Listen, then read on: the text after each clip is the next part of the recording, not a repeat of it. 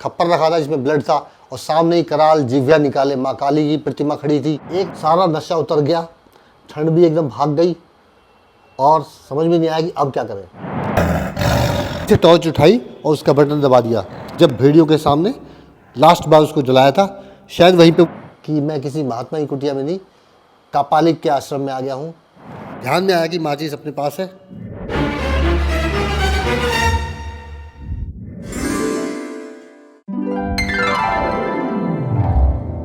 Hello guys, welcome back. एक story सुनाते हैं, रियल स्टोरी, लेकिन राइटर उसके जो उसके लेखक हैं जिनके साथ ये घटना गुजरी, उनका नाम वगैरह कौन सी किताब से है ये वीडियो के एंड में आपको बताऊंगा। पहले सुन लेते हैं स्टोरी और उन्हीं के शब्दों में मैं जो बोलूँगा समझिए आप। जो स्टोरी के जो राइटर हैं उन्हीं के शब्दों में बोल रहा हूँ। कहानी का नाम है शेष यात्रा। जिम कॉर्बेट से थोड़ा सा दूर जाते हैं क्योंकि हिंदुस्तान में एक से एक राइटर हुए हैं, एक से एक जंगल लवर्स हुए हैं। ज़रूरी नहीं है कि राइफल से ही शिकार करना होता है। जंगल में, वन भूमियों में वैसे भी घूमने के शौकीन बहुत से लोग हैं हमारे यहाँ। उन्हीं में से एक हैं, उनका नाम मैं वीडियो के एंड में बताऊंगा। उन्हीं की एक स्टोरी है, रियल स्टोरी।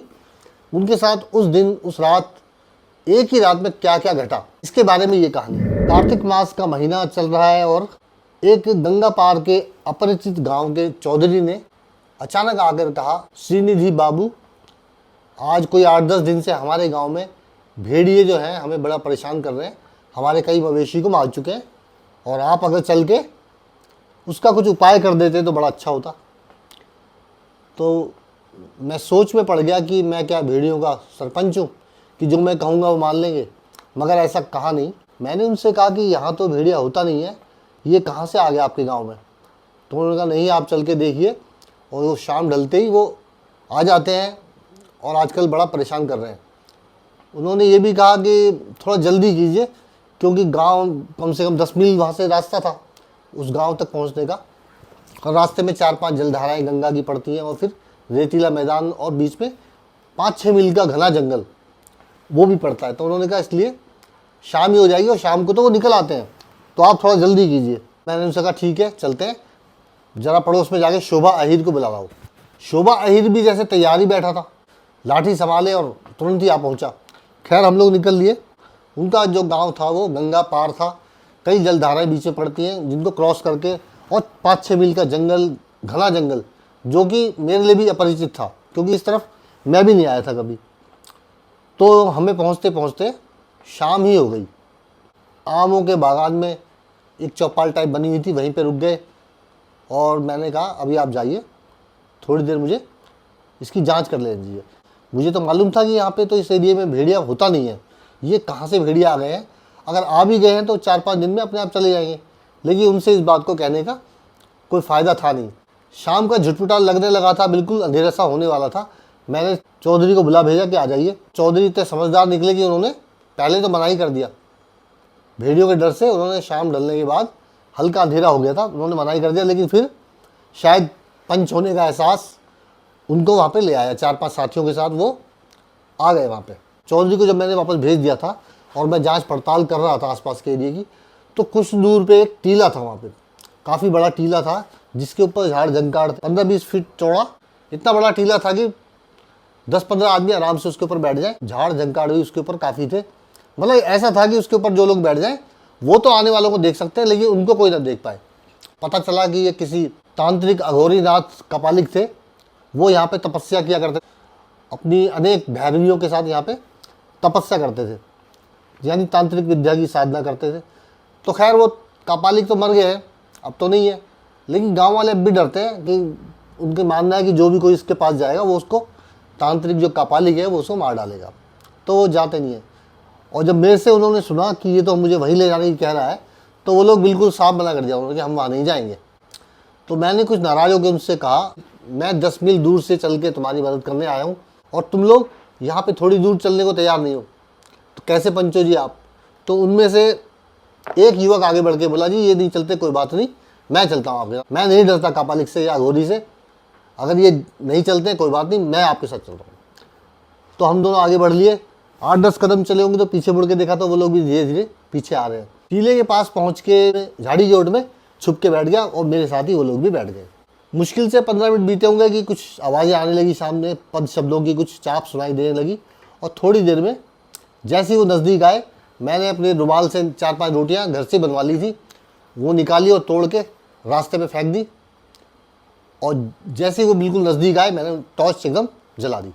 टॉर्च की रोशनी में वो पहले छिटके और जो आगे में था वो पीछे की तरफ भागा, लेकिन फिर थोड़ी देर में वापस आया और रोटियों पर टूट पड़ा। उसको देखने के बाद बाकी 4-5 और जो थे उसके पीछे, वो भी आगे रोटी खाने लगे, टूट पड़े, यानी बहुत भूखे थे। और हम लोग सब अवाक होकर इनको देख रहे थे, चौधरी भी और उसके सारे पंच भी। वो जो भेड़िए थे, जिनको वो भेड़िया समझ रहे थे, असल में वो कुत्ते थे। हैरान हो के गाँव के जो चौधरी और सरपंच के साथी थे, वो उसको देखते रहे, कुत्ते रोटी खाते रहे।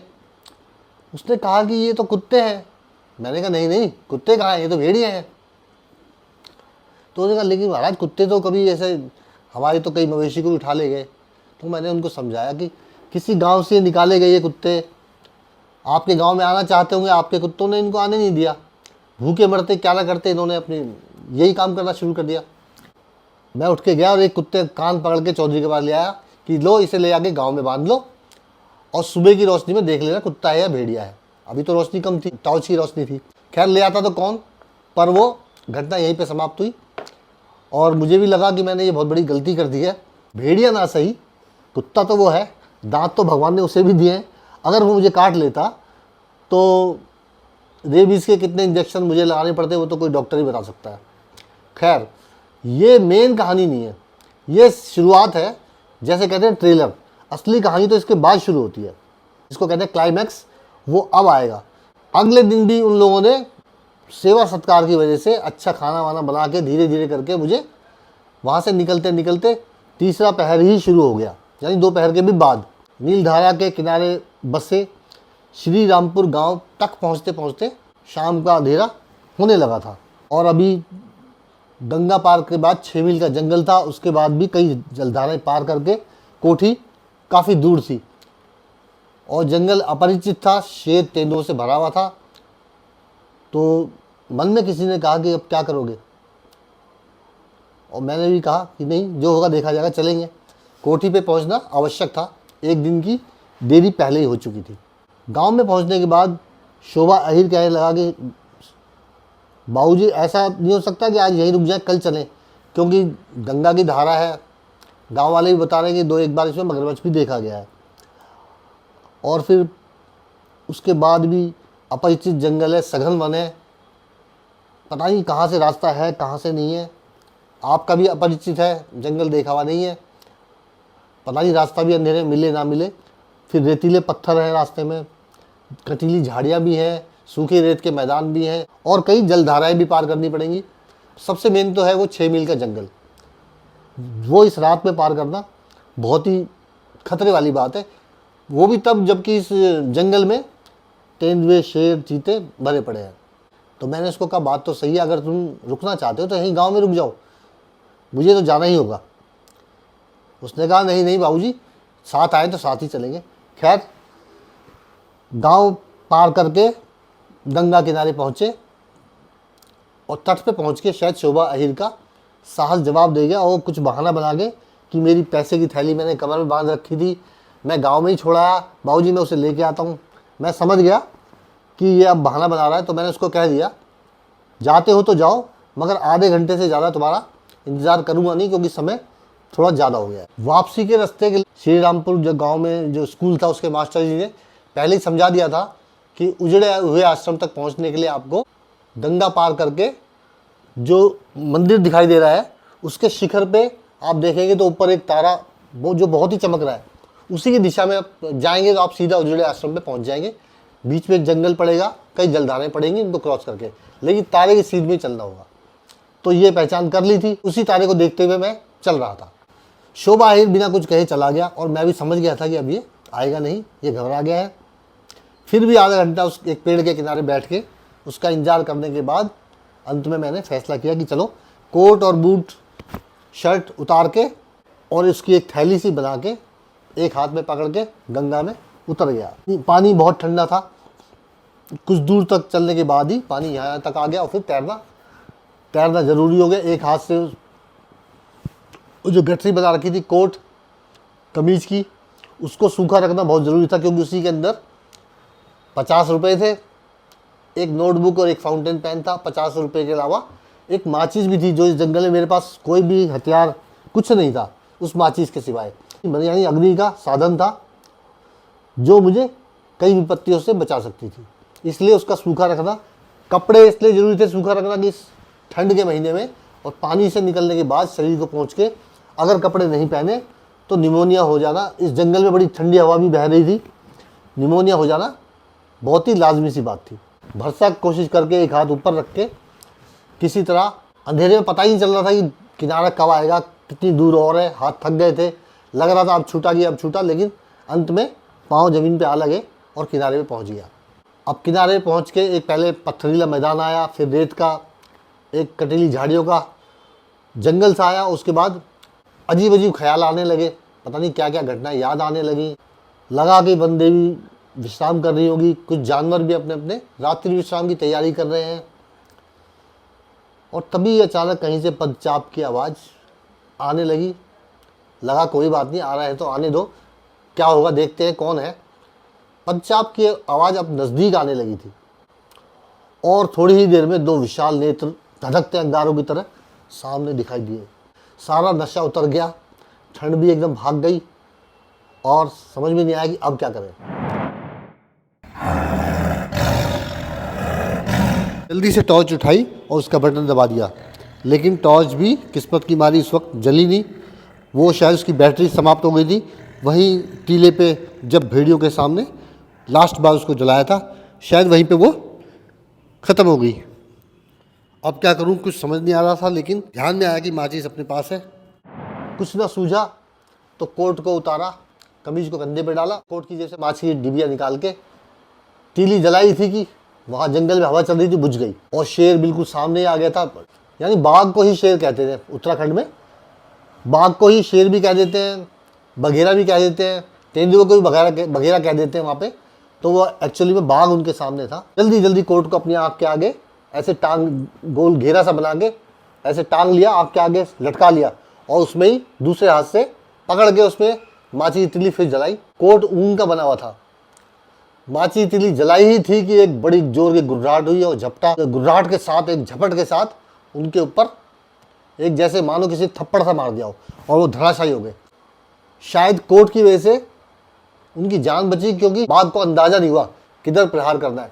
शायद थोड़ा सा वो साइड निकल गया, लेकिन उसके झटके से वो ज़मीन पे गिर गए। बाद में पता चला उनके कंधे पे गिरते हुए बाघ के पंजे से पूरा खरोचा गया था। वो उनको उस वक्त नहीं पता चला, वो बाद में पता चला। जैसे वो गिरे, भगवान उनके साथ था, कोट ऊन का था, उस तिल्ली से वो एकदम इतनी जल्दी हवा पकड़ी, उसमें आग पकड़ी कि आग का गोल घेरा सा बन गया। दूर खड़ा बाघ गुर्राने लगा और वो उसको लेके खड़े रहे। बाघ जाने का नाम नहीं ले रहा है, आग जल रही है तब भी खड़ा देख रहा है।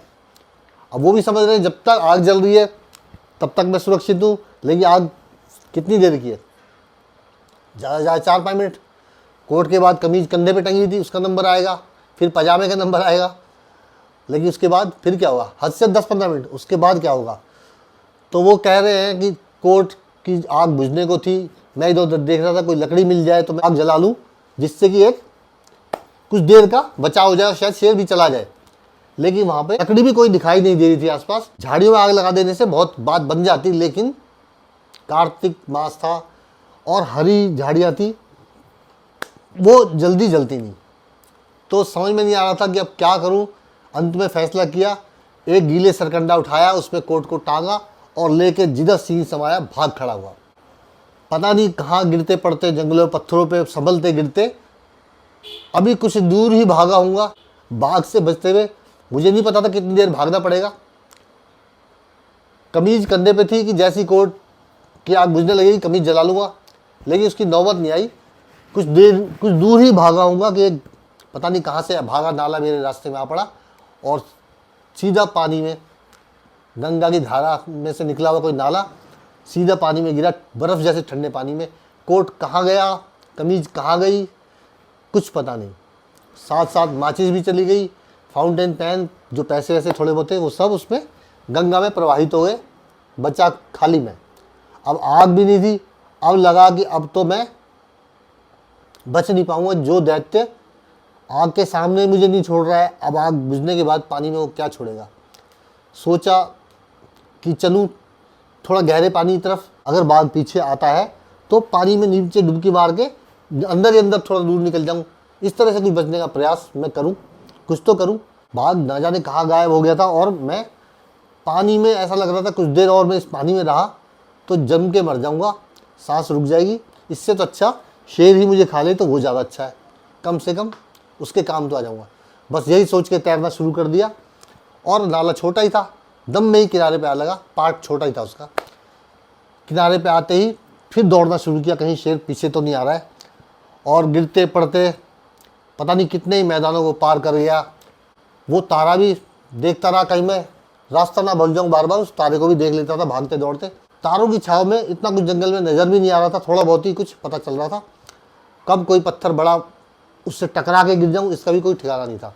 खैर कुछ दूर पे अग्नि शिखा जलती हुई दिखाई दी, बस उसी दिशा में दौड़ तो पड़ा। गंगा की धारा पड़ी, उसमें कूद गया, उसको पार करके सामने ही आग जलती हुई दिखाई दे रही थी। सोचा कि किसी कोयले की भट्टी होगी, चलो उसके पास ही चलते हैं, कुछ बचाव तो हो जाएगा। गंगा पे कुछ दूर आगे चला आग की तरफ तो देख लिया कि ये तो कोई कुटिया है, कोयले की भट्टी नहीं है, लग रहा है किसी तपस्वी की कुटिया है। गंगा किनारे ही एक कुटिया बनी हुई है। थोड़ा आगे चल के एक पेड़ की ओट में खड़े होकर देखा तो कुटिया बनी है गंगा के पास, रेत के पास ही, और एक बाहर चबूतरे पे एक साधु नग्नावस्था में पूरे शरीर पे धूनी लगी हुई है और वो आसन में बैठ के कुछ तपस्या कर रहे हैं। पास ही एक खूंटा गड़ा हुआ है। सोचा महात्मा जी अपने तपस्या में लीन है तो थोड़ा धीरे चलूँ, दबे पाँव उसकी तरफ बढ़ा, लेकिन महात्मा जी की श्रवण शक्ति, सुनने की शक्ति बहुत तेज थी।